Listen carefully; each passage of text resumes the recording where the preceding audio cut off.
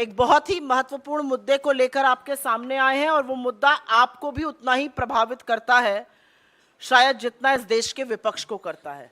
लेकिन बहुत कुछ बोलने से पहले कुछ तथ्य यहां पर बोल देने जरूरी हैं।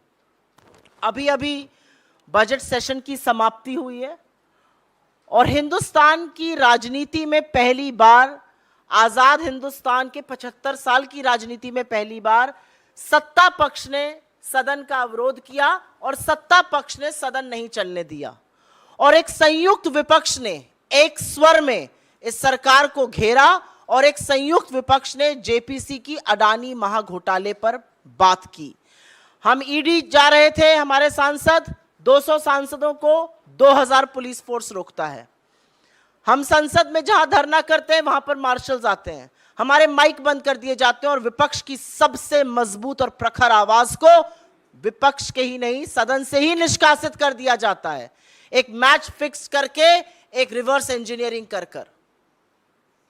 राहुल गांधी जी ने 7 फरवरी को सवाल पूछे अडानी पर और उनकी आवाज को बंद करने का काम लगा मोदी सरकार को कि वो कर देगी, लेकिन असलियत यह है कि जब समूचा विपक्ष एक साथ खड़ा होता है तो सरकार बौखला जाती है। राहुल जी के सवालों से यह सरकार बैकफुट पर है और इसीलिए अब हर उस आवाज का दमन करना चाहती है जो खड़े होकर इनसे सवाल पूछेगा। एक भी सवाल इनसे अनकंफर्टेबल पूछ लीजिए, बेरोजगारी, महंगाई, आर्थिक असमानता, किसानों की दुर्दशा, चीन का अतिक्रमण और सबसे बड़ा मुद्दा अडानी महाघोटाला। यह सरकार अब हर उस आवाज का दमन करने को तैयार है जो इस तरह के सवाल पूछेगा या तथ्यों को सामने लाएगा।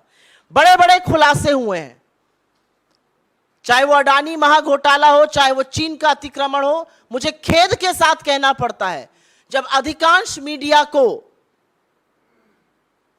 पीएमओ का एक चपरासी व्हाट्सएप के माध्यम से चलाने की जरूरत करता है तो alternate media, digital media, social media पर खबरें आती हैं। आज इस सरकार ने उन आवाजों के भी दमन की बात करी और उसमें आपके जैसे डिजिटल प्लेटफॉर्म्स, आपके चैनल्स के डिजिटल प्लेटफॉर्म्स, आपके अखबारों के डिजिटल प्लेटफॉर्म्स भी शामिल हैं। आईटी अमेंडमेंट रूल इस सरकार ने नोटिफाई कर दिया है। यह जनवरी में ड्राफ्ट निकाला गया था और कंसल्टेशन की बात करी गई थी। कोई व्यापक चर्चा इस पर नहीं हुई। जो स्टेक होल्डर्स हैं वो संतुष्ट नहीं है उस चर्चा से और उसके बाद भी रातों रात इसको नोटिफाई कर दिया जाता है। ये आईटी अमेंडमेंट रूल तब नोटिफाई किए जा रहे हैं जब आईटी एक्ट 2021 की ऑलरेडी कोर्ट्स में है, सुप्रीम कोर्ट के सामने है। सुप्रीम कोर्ट को अभी उस पर चर्चा करनी है और उसका संज्ञान लेना है। तो ऐसी क्या जल्दी है? और अब जो जनवरी में आया था उसमें फेक न्यूज के खिलाफ पीआईबी फैक्ट चेक करेगा।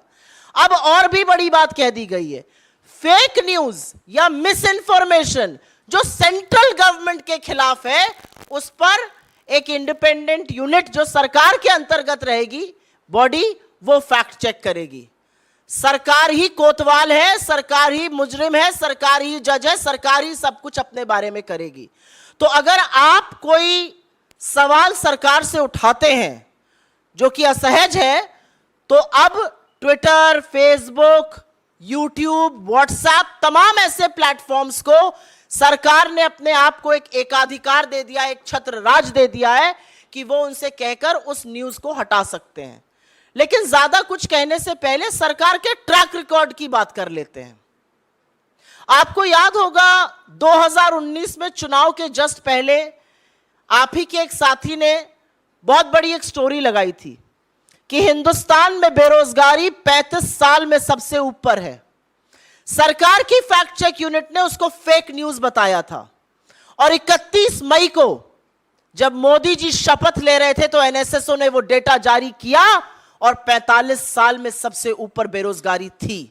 तो जिसको आप चुनाव के पहले फेक न्यूज बता रहे थे और उस डेटा को आपने एनएसएसओ को निकालने नहीं दिया, वो 3 महीने बाद डेटा भी सही था, खबर भी सही थी। सरकार को बचाने का काम खुद सरकार ने किया था फेक न्यूज कहकर।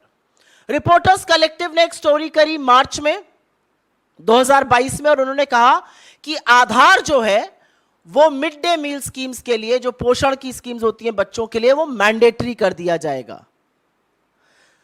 सरकार की यूनिट ने उसको जून में फेक न्यूज बताया कि ये फेक न्यूज है, और अगस्त में विमेन एंड चाइल्ड डेवलपमेंट ने एक नोटिस जारी किया और कहा कि आधार मैंडेटरी नहीं होगा। अगर वो फेक न्यूज थी तो आपको ऐसा क्यों करना पड़ा? सवाल सिर्फ इस बात का है, अगर वो फेक न्यूज थी तो आपको नोटिफिकेशन क्यों जारी करना पड़ा? तीसरी स्टोरी मैं बताती हूं। गलवान में हमारे 20 जाबाजों की शहादत होती है। आप में से बहुत लोगों ने सोर्सेस के माध्यम से पुष्टि कराई, आपने स्टोरी चलाई कि 20 जाबाजों की शहादत हुई है, झड़प हुई है गलवान वैली में, और उस खबर को आप इस देश के सामने लाए। इस सरकार ने उसको डिनाई किया, इसको फेक न्यूज कहा गया तब तक जब तक बॉडीज वापस घर नहीं आने लगी, और फिर डिफेंस मिनिस्ट्री को अपनी वेबसाइट पर इसकी पुष्टि करनी पड़ी। तो हर जो चीज असहज रहेगी उसको आप पहले डिनाई करके फेक न्यूज कर दीजिएगा और उसके बाद उसी पर एक्शन लिया जाएगा। मुझे अभी भी याद है, यूपी में चीनी ऐप अपने फोन से हटाया जाए, ये खबर चली थी, उसको भी बोला गया था फेक न्यूज है। फिर पुष्टि सरकार ने ही करी, वहां के एडीजी ने ही करी कि नहीं ये सही खबर है। राहुल गांधी जी ने रेलवे की निजीकरण की बात करी थी भारत जोड़ो यात्रा के दौरान, उसको भी फेक न्यूज कहा गया था। बाद में सबने देखा क्या हुआ।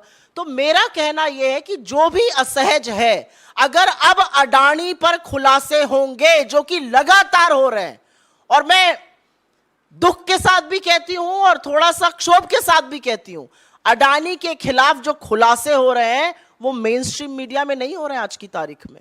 अगर डिजिटल प्लेटफॉर्म्स इसको कर रहे हैं, अगर सोशल मीडिया की फैक्ट फाइंडिंग एजेंसीज इस पर कर रही हैं काम, उसको भी फेक न्यूज कहा जाएगा।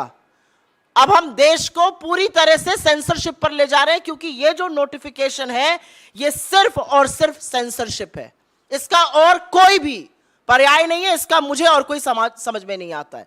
आज मामला राष्ट्रीय सुरक्षा का है। एक चीनी कंपनी अडानी के हर कॉन्ट्रैक्ट में सब कॉन्ट्रैक्टर है। वो दहेज से लेके कांडला, हजीरा, मुंद्रा हर पोर्ट में घुसा हुआ है। उसको भी फेक न्यूज बता देंगे, उसके भी डिफेंस में आ जाएंगे।